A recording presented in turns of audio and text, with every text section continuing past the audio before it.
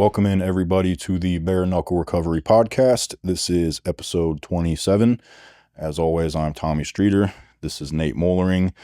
We decided to do something a little bit different today with our guest. So we've talked many times about the impact that addiction in general has on people's families. Yep. And so Nate and I have talked before about having some of our family members on to come on and share, their perspective of everything that was happening. Yeah. So today we have my aunt. This is Michelle. She is my dad's sister, and she has I'm sure, a very interesting perspective to tell what she saw going on while I was in active addiction. I think she was probably closer to it than anybody other than my parents. I have a very close-knit family, so everything that was going on, she, saw it firsthand. Michelle is the one that took me back to treatment the last time I went. She's the one that slept in my bed after I overdosed in rehab the first time I went to treatment to make sure that I stayed there and was okay that night. So nice. I invited her on today to talk about her perspective, and she's dealt with not just myself being in addiction before, so it's up to you if you want to talk about that. So yeah, we'll just see where the conversation goes. So let's do it. So I guess what I would like to know, obviously when I was a child, this is not something that you ever thought was going to happen. Oh, no. With me or anybody in our family. No. I mean, I was told one time I grew up at the Cleavers. That was just our family. It was wonderful, and it continued. You guys had a healthy, happy home. Grandparents on both sides, aunts, uncles. I mean, we were the Sunday dinner get-together family. Literally. And I point that out all the time, not just on here, but anytime I'm speaking to somebody or into a group of people, I always point that out, because a lot of times people have just that picture in their mind of what an addict looks like, what their home life looked like, what their childhood looked like. And that was not mine at all. No. Mine literally could not have been any better than it was. And I always emphasize that I had all the love, support, and encouragement that anybody could ever need. But that didn't stop me from being uncomfortable internally, which is what led to a lot of those issues. So, and we had no idea, because he hid it. I mean, he was just happy. I mean, happy little. Yeah, right. Little Tom. Yeah. And then it's hard to look back at pictures because it was so gradual. Yeah. We didn't see it. Right. We just didn't see it. And then next thing we know, my brother's like, Tommy's going to rehab. We're like, what? Well, he's hooked on pills. Well, Tommy was at rehab for a day or two, and Tommy overdosed on heroin on Father's Day in rehab. So that was a big, what's going on here? Yeah, I mean, I think for a lot of people, we know for a fact that the majority of people that struggle with substance use disorder, it's because they don't feel comfortable in their own skin. Like you said, I always try to tell people that I felt like I was an alien dropped off on this planet. I was from Mars and everybody else was from Earth, and they all knew how to interact with each other seamlessly, but I couldn't quite figure it out. Even if other people on the outside couldn't see it, I felt just uncomfortable with everyday human interaction. So that's why I looked for something that would make those things smoother. They refer to drugs and alcohol as like a social lubricant. Of course, you don't really start to find that stuff. At least most kids don't start to find that stuff until middle school, high school. And a lot of times by the time they get their hands on it, it's, again, the family's not suspecting this kind of thing, because kids don't generally have the vocabulary or the understanding to be able to say, hey, I struggle with social anxiety. I struggle with depression. Kids just know that they feel bad and they want to feel good, especially in today's society when you're always told you should be happy and everything should be fun and exciting. I think a lot of families just don't see it coming, and that's very common. I mean, my family was the same way. And I always look back, and I've actually done a lot of question asking with my family, in particular my grandparents. I spent a lot of time with them because my sister was ill often. She has Crohn's disease, so she was in the hospital, Riley Hospital one a lot when I was younger.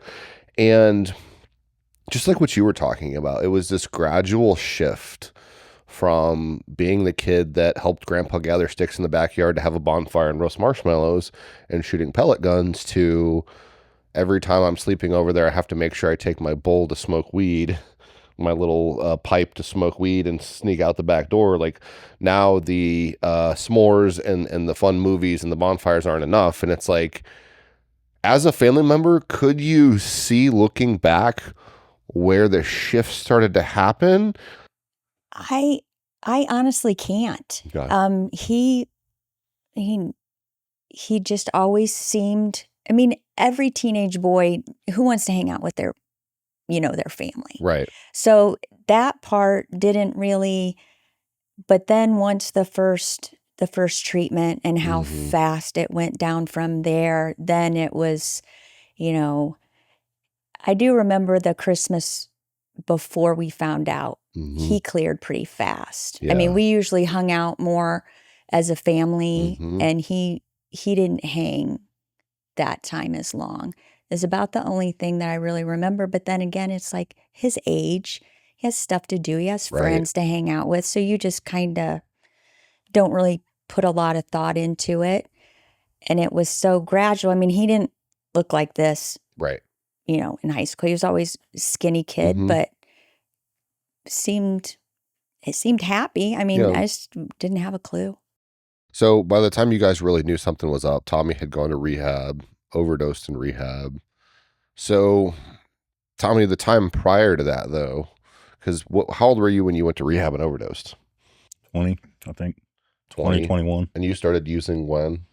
Started using heroin when I was 18, like right after high school. Okay. But you really started to struggle in high school, right? When you were smoking weed, getting drug tested, getting kicked off the football team. Do you remember that? I remember that, but we didn't know. I don't know. I came from the generation, you smoke some weed. It was no big deal. I mean, honestly, to me, from what I had seen as a medic, you can smoke some weed in high school and be a productive adult, and you just get over it and you go on with life and you leave that behind. Whereas these kids that were drinking at 16, now they're alcoholics. They're not leaving it behind. So in my mind, and weed's not, I think, what it was, what it is now. Correct. Yeah. So it was, I mean, I probably had an idea what he was doing with that and really didn't think much about it. Thought that was dumb. He knew he was going to get drug tested. Yeah. But his mom and his aunt worked at the school. Right. So he slid through, I think, a lot more than he would have. Because and he's a likable kid. Yeah, absolutely. So, yeah, and I think Tommy has highlighted that before, that, everybody knew his mom, everybody liked his mom, so nobody wanted to upset mom, and so we, kind of let Tommy go. And Tommy probably by all accounts was a pretty good kid. Not a troublemaker outside of, that kind of stuff. High. Right. And really, like when looking back at it, for me, it's very clear when it shifted is when I injured my back and I was given all those painkillers. Like that's really what put me on that path. And not to say that it wouldn't have happened down the road. We've had that conversation on here before. It's hard to say. Probably would have, honestly, with the people that I was hanging out with outside of school. But that's when it really took a turn for me. And that was when I started not really caring about football so much and not really caring about, not that I cared a whole lot about school before that anyways, but that was when I really stopped caring about all of that stuff. And that was definitely when I stopped spending so much time with the family, because I could smoke some weed and go to Christmas and it was fine. But once I had to have, a handful of pills in me at all times, that's when it really started to change.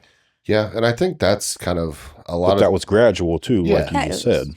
Yeah, and I think some of the evidence that we have now suggests that, and I think that the pharmaceutical and medical industry to a certain degree probably knew this, but overlooked it. But we know that a 15-year-old or 16-year-old's brain isn't meant to be able to properly handle oxycodone. Well, and they were pushing pills at one point. It was one of the vital signs. Pain was the fifth vital sign. Pain was the vital sign. And there were signs on the ER walls, and they're like, let us know if you have pain. I mean, they were handing out 100 oxys with 3 refills on them. Yep. And that was common practice. I mean, I had a doctor tell me once, oh, he's not addicted. He has too much to lose. Right. Where do you go for help when your physicians are telling you things like that? Exactly. So, yeah, I mean, I think off topic maybe, but I think the medical community created a huge amount of the issue we have right now with the way that pills were pushed in the early 2000s up into the mid 2000s. They handed it out like it was candy. Yeah. And then they stopped. And then they stopped. And that leads to us finding heroin. It absolutely leads to the cartels flooding the U.S. with heroin because they saw it happen. Yeah. And now fentanyl is what we're dealing with today. And I think even with some of the prescribing practices, there's kind of a shift going backwards now where they're trying to advocate for looser prescribing practices again. There's the idea that there's people in pain that aren't being treated properly, which it's a very fine line. We also know about pain and opiates now is actually opiates make your pain worse long term, right? Because when you raise your threshold for pleasure, you lower your threshold for pain. Anyway, that's a conversation for another day. But I think it all ties into what you were saying with, in your generation, you could smoke a little weed because the likelihood of you getting injured playing a sport was still there, but you weren't going to go to the doctor and they weren't going to pump you full of morphine and send you home with some. Right? I mean, the worst thing you go do is maybe they would give you some Tylenol and then they'd send you home. You'd smoke a little more weed, maybe drink a little bit. But that's really for a lot of kids where it stopped. And I think that is a valid question where it's like, Tommy, would you have become an addict if you never were introduced to opiates at a young age? And I think that there's some evidence to suggest that possibly not. You know, that it could change brain chemistry enough because it's such a powerful drug at a young age, especially with repeated exposure. But there's also plenty of people that end up getting addicted to alcohol, and people do have addictions to marijuana as well, despite popular belief in 2024, marijuana is and can be very addictive. So it makes sense to me that looking back, and at least at that time, feeling like, so what, he's smoking weed? And I think there's probably a lot of families watching this today who they know more now today than we did back then about the potential dangers of drugs, and are probably also wondering like, well, my kid smokes a little weed, and should I be worried or should I not be worried? Well, but I think the weed they're smoking now is definitely not the ditch weed that people were smoking in Indiana. No. Back before it was legalized and it was Even cultivated the when way we it were is. even when we were in high school, the weed now is completely different. 100%. Like if we got a bag of weed in high school that didn't have a bunch of seeds in it, and like that was awesome. Good day. But yeah, it's completely different now. Yeah. So Tommy's, smoking weed, gets, kicked off the football team, but nobody's super worried. Tommy, you start using heroin at 18. And so when he started using heroin at 18, you guys still had no idea. No clue. We had no clue there was an issue until his dad came to us and said, Tommy's got a problem and we're going to send him to rehab. So that's when I camped out with him to make sure that we got him there, and that didn't work out as planned. Well, I guess I don't even maybe I don't even remember, but I know that after I went and I was there for that few days, and then I OD'd there, and I went to the hospital and I went home. That wasn't that when you That was slept? when I came and stayed, because she was trying to find somewhere else to put you. Yeah.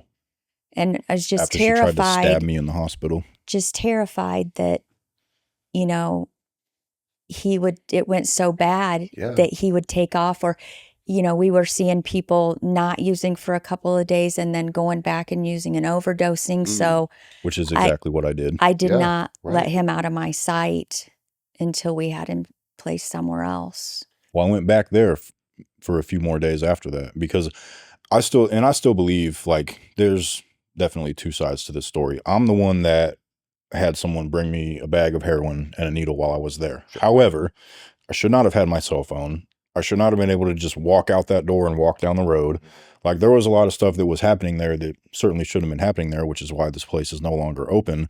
So there's accountability on both sides. But after that happened, and again, I've said this on here a million times, like I remember in the car ride home, I don't remember really anything. I don't remember being at the hospital or being on the floor in the basement, obviously, but on the way home from the hospital in the back of my mom and dad's car, I remember like promising myself, I'm never doing that again. Like I know that I'm not going to do that again. That scared the hell out of me. After what I just put all of my family through. I mean, there was people that I went to high school with that showed up at the hospital in Goshen that I hadn't talked to in years. Two of them specifically that I know went there.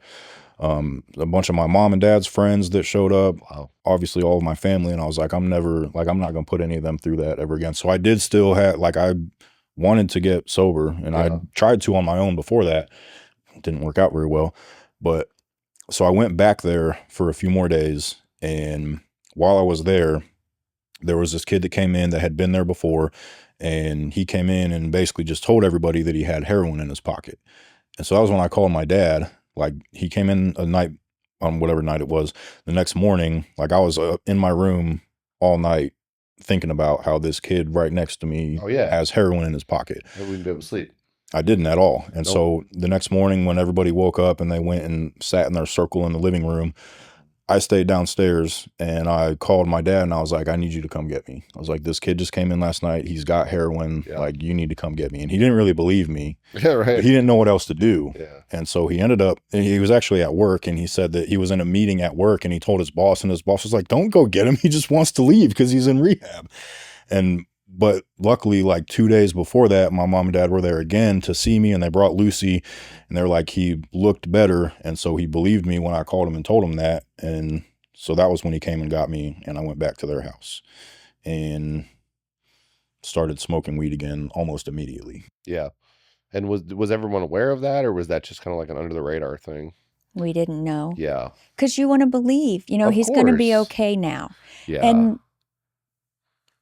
a lot of that is just being naive. A lot of that is denial. Yeah. You want to think he's going to be okay now. Yeah. And then after, like, the third time, it's Mhm. kind of like, just waiting for that phone call, waiting for, Yeah. it was really hard. I think that's a big thing to talk about is expectations. I think a lot of people have this huge rush of relief the first time their loved one says, I'm going to go get help. And what we know today is the average number of attempts to get into recovery and stay in recovery is 7. So it takes people 7 tries typically before it actually sticks and stays. Which to some people out there is probably disheartening, because some of you are probably watching and your loved one's on their first, second, third, or fourth. That doesn't mean every single person is going to take 7 times. It just means there's some people it's 1, 2. There's people on the other end of the spectrum that's 20 times. I was 10 times. I went to rehab and I probably got sober 25 times. So, I mean, it's all over the place. But as a family member, when he went the first time, it sounds like you guys were super hopeful that, like, okay, he's going to go and he's going to beat this. Right. That he's going to be okay now. I mean, and each time I hoped enough or thought enough, I would let my son go with him. Right. So, because I thought, well, Mhm. he's safe for Tommy to be around. Right. And Tommy would never do anything with him around. Sure. Which we found out later wasn't the Mhm. case. But Hold on. I'm just kidding. but at the same time, even if I had my suspicions, Mhm. we just wanted him with us. So it never entered my mind to ever say, Tommy can't be here. Right. I mean, there was a point his dad called and said, you don't give Tommy any money and you don't let him in your house. Right. Yeah. That was a horrible phone call. Mm-hmm. But we understood at that point, Mm. anything he got, it was just going to hurt himself with it. Right. So he overdoses and he's back at his parents' house, and what was happening at that point? So you were staying there? No, he always went back with his parents. Okay. His dad is not a talker. Right. So any communication was through his mom, who didn't know what to do. Sure. Am I doing the right thing? Am I not doing the right thing? Well, we didn't know. I can't imagine it. I mean, I love him like he's my own kid, but then he's not my own kid. Right. So you don't have really a right to have an opinion in it. Sure. Well, I'm not going to tell his mother what she should do with him. Right. I don't know that I could have been as strong. I know his dad was done long before his mom was done. Yeah, that's typically the case with a lot of people. Actually, that's the case typically when it's a son. But when it's the daughter, it's then the kinda mom's reversed. done and the dad normally holds on a little bit which is longer. an interesting dynamic. But And when I say done, as far as enabling, yeah, I don't mean like I'm done with Tommy, but right. but Well, we're and not. I tell families that all the time too, is that my mom like she probably wouldn't say that she came to that realization quickly enough, but compared to a lot of families that we work with, she came to that conclusion pretty quickly where, especially after that first time when I overdosed, she was like, I'm not letting that happen in my house. And so Yeah. if I was using and they You're knew out. about it, I was not in their house because they knew obviously the thing they were the most concerned about was finding me on the floor again. But also, like, if I'm there, I'm going to steal from them, whether Right. it's money, their debit card, jewelry, whatever it's like, I'm going to steal Their something from TV. them. Yeah. So she came to that, you know, like, I'm proud of her for coming to that decision as quickly as she did, because if she didn't, and again, I tell families this all the time, she probably would have found me dead in their house. Yeah. And she would have been the one to find me because my dad would have been at work. She hasn't worked, you know, she's Right. retired since 2013. So Yeah. she would have been the one that found me. And it was, I remember her saying, I have to, because someone had told her, you are literally going to love him to death Yep. if you don't stop. Mm-hmm. And that finally hit her. Mm-hmm. And she realized, I am. If I keep letting him be here, Yeah. there's no reason, and I'm going to love him to death. Yeah. So she finally, and I remember the first time we took him to Fairbanks, that was hopeful. And her Yeah. just collapsing in the parking lot crying because, you know, what are we going to do? Right.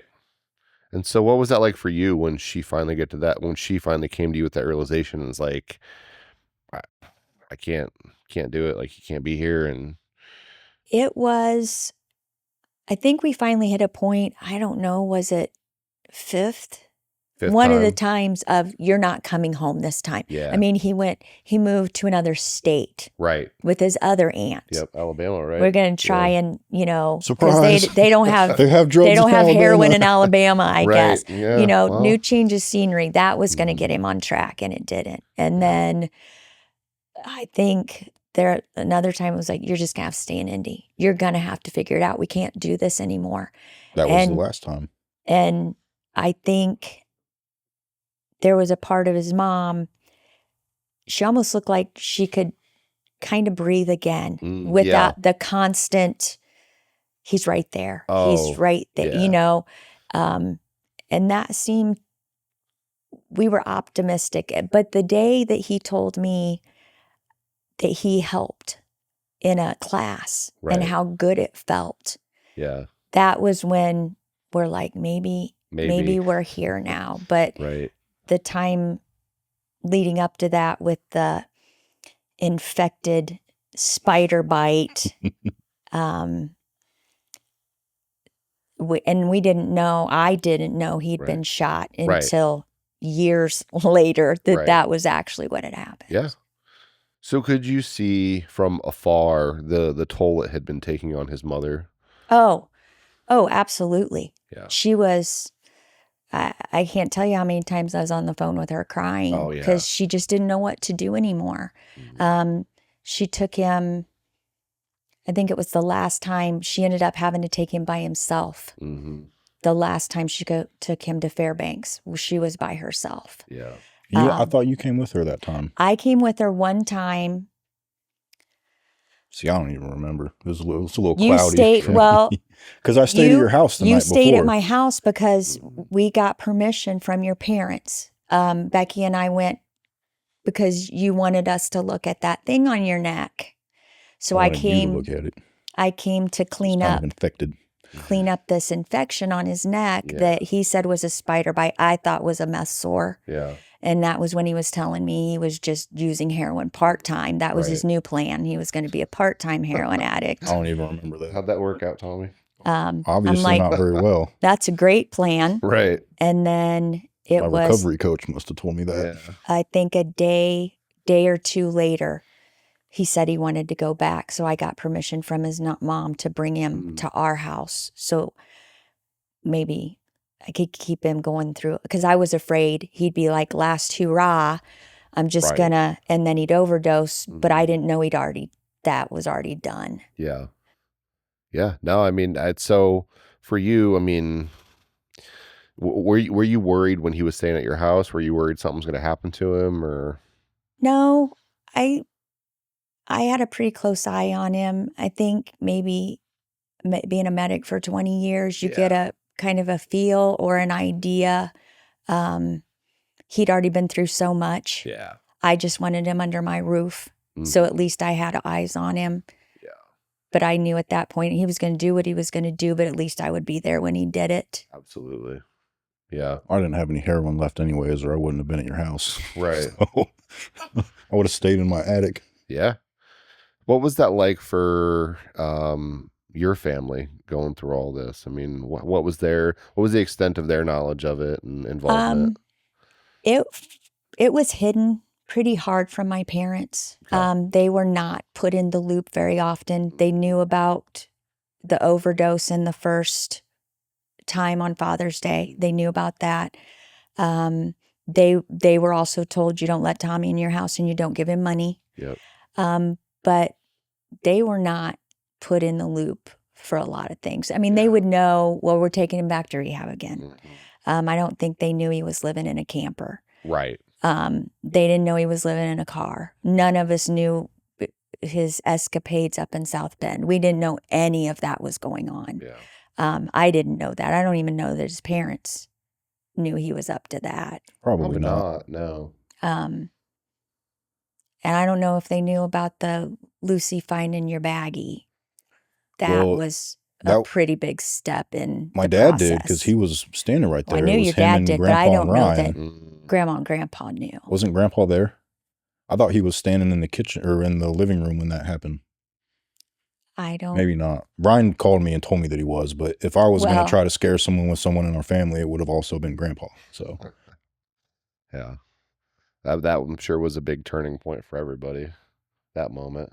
Luckily, it was empty, but still, yeah, that still had residue on it. So. Yeah, I mean that's a hard thing, you know. I mean that's one of the reasons why we encourage people to hold boundaries with their family members who are actively using, especially in the age of fentanyl, because there are lots of stories out there. Yeah, that could have been a much different story had that been a bag of fentanyl. Well, and that's there are stories out there, unfortunately, and they're extremely sad, but they are avoidable, where a young child gets into a sibling's or a parent's or relative or somebody that's staying with them's stash, and they ingest some of the fentanyl on accident, and they actually pass away. There's been several young children in Fort Wayne that have actually had that happen to them. Yep. So, all right, we're almost out of time. Thank you guys for watching. We will see you next time.